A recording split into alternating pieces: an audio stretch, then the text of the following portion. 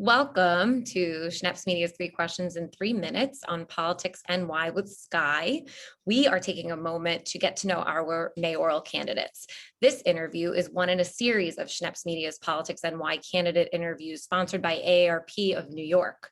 New Yorkers 50 plus are the city's most reliable voters, accounting for 3 out of 4 ballots cast in the last open mayoral primary.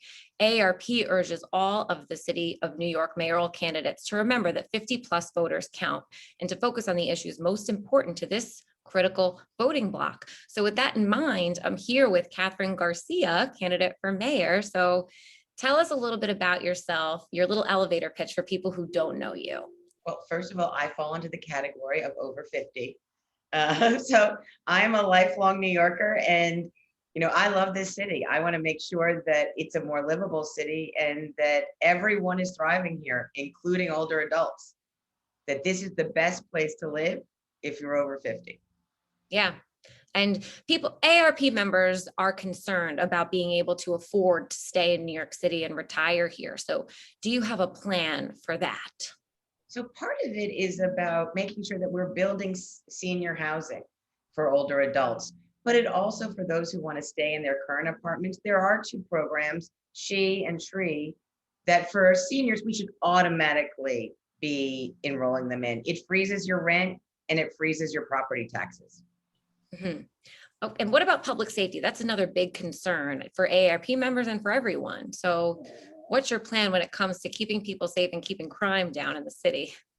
New York City has to be safe. We can't do anything else without safety as a foundation. We need to get guns off the street and use the gun suppression division of NYPD to do that tough investigative work. But we also need neighborhood policing where you see patrol officers in your subways, on your street corners, interacting with the community, but rebuilding trust with that community.